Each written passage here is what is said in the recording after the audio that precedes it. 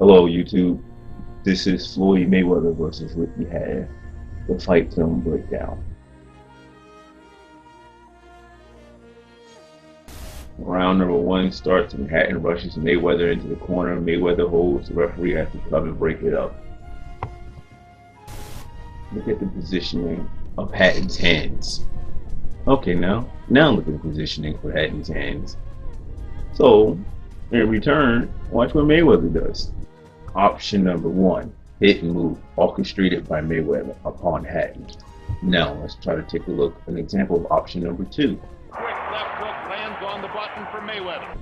This is option number two, hit and hold, wear Hatton down, who's obviously trying to be the relentless pressure fighter, trying to wear Mayweather down and just running in with his hands down instead of throwing an efficient jab or a punch to work his way in behind the attack.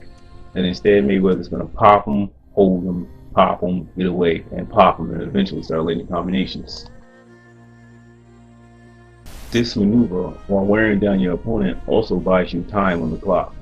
It takes vital seconds for the referee to step in and break it up. Then you walk around the referee, wasting even more time, and then the referee will tell you to fight. Now Hatton marches forward with his hands down and takes a punch to his solar plex. Another method of wearing your opponent down. I should stop this before Mayweather comes to my house and drop me for giving away too many secrets in the game. Takes option number one again. But Hatton is still marching forward like a wooden soldier. You know, the European style. Mayweather constantly backing up, hitting him, controlling his head while moving.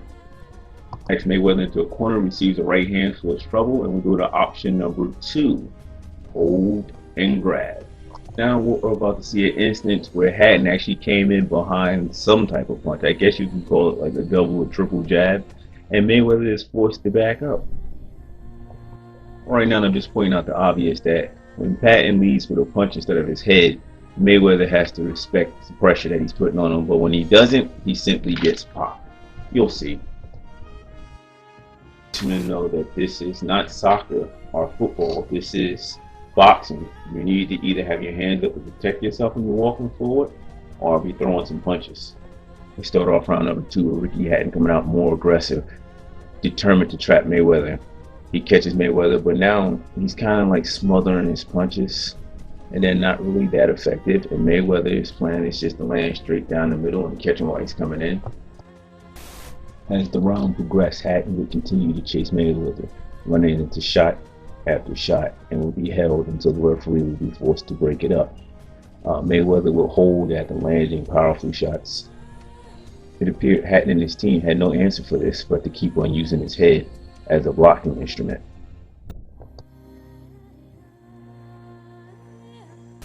And as Mayweather's timing started to get better, he would introduce the check hook. And Hatton's team had no answers for this but to block it with his head.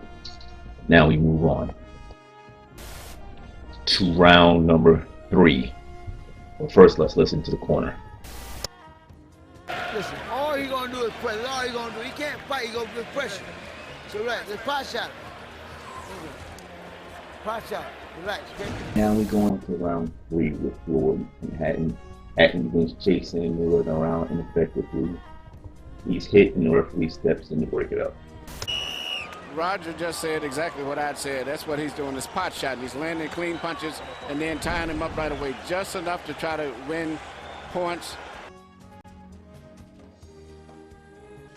Fight, you already know what Mayweather's trying to do. It just happens that Hatton was in a bad spot when he really got caught with it really good.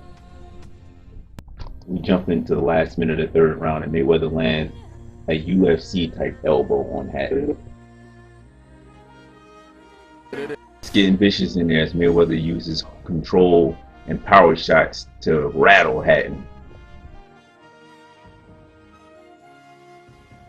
Fourth round, Hatton is back to the usual. He comes out charging Mayweather against the rope, and Mayweather starts firing back, and then Hatton starts firing back. Hatton will take control of the first minute and some change of the fourth round. But then, once the Greco-Roman boxing began, with the various positions and holds, with Mayweather distributing excellent elbow control, Mayweather would come out on top after Hatton would have a little burst of energy.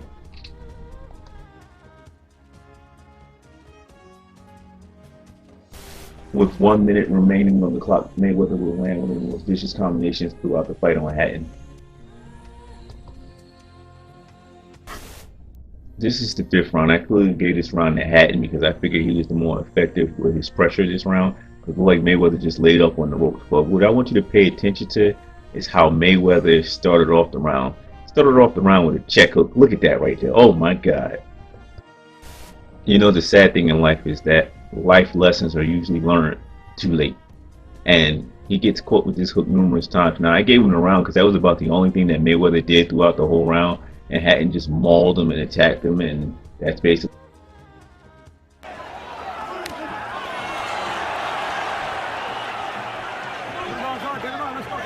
Now we go into round number 6. I believe Mayweather took round number 5 off. I gave it to Hatton. I believe he was too busy in trying to get his timing together to see what Hatton was doing, all the while giving Hatton confidence to keep on coming in so he can land that check hook. Now we go to round number 6. We head into round number 6 with more of the same old thing. Hatton chasing down Mayweather. It looks like a continuation of round number 5. For Hatton down, Mayweather lands a body jab I should say. Then goes to the top, glancing off of Hatton's head. Hatton grabs him, chases him into the corner.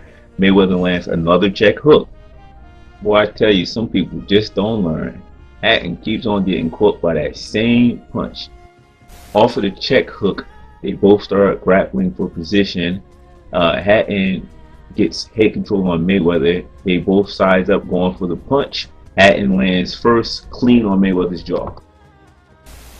Now they begin wrestling to some degree, and Hatton grabs Mayweather and pushes him out of the ring, hitting the top rope, and the referee makes the horrible call of calling a timeout.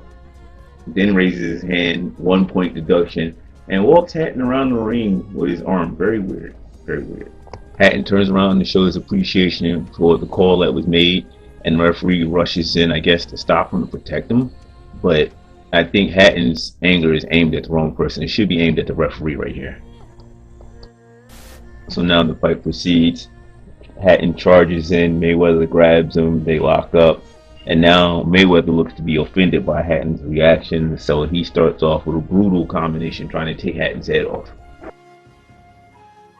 Hatton burns a lot of energy in this round after the point deduction. Doesn't really accomplish much, but I say he would have won the round if the referee didn't take a point.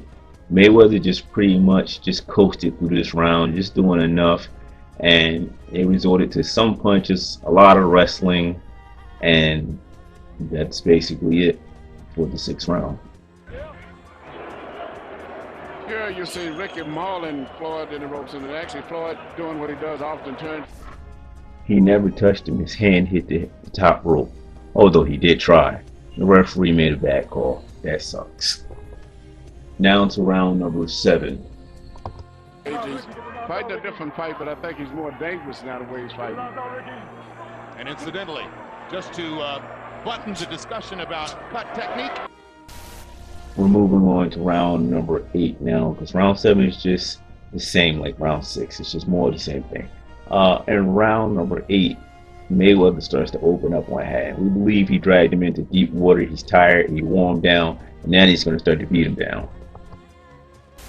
We're going to open up this round 2 minutes and 36 seconds into the 8th round, because the beginning is the same as every round has been. In this round, Mayweather decides to open up on Hatton with hard right hands and, you guessed it, check hooks. Hatton is still trying to do the same old two-step, but Mayweather is hip to the game, and he believes that he's worn him down. Now he's throwing to the fences. He's giving Hatton some body punching seminars on it, basically. Oh my goodness, he's going to the head and to the body, and Hatton is just sitting there. Don't reach. That's one of the first things they tell you in boxing. Don't reach, because you lower your hand for your guard. You're reaching for stuff and something might come back.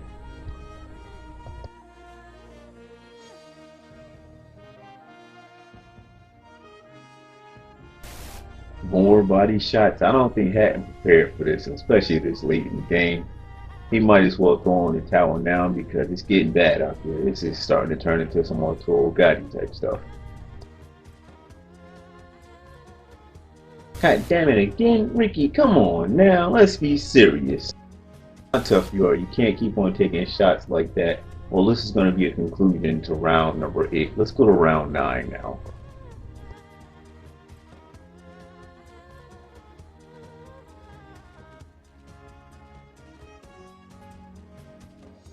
Round 9 is just Hatton following Mayweather around with ineffective aggression, just taking shots for no reason, and the fight should be stopped in this round. But Hatton is still alive and still has a chance. Not much of a chance, but still a chance.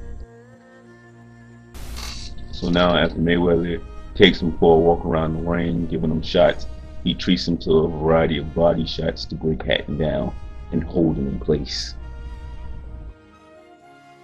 Convince Hatton is weathered the storm, he starts pop-shotting and being very evasive with Hatton. Now we go to the 10th round. As we go into round 10, Hatton wastes no time chasing down Mayweather to receive a check hook, crashing into the turnbuckle like something off the WWE.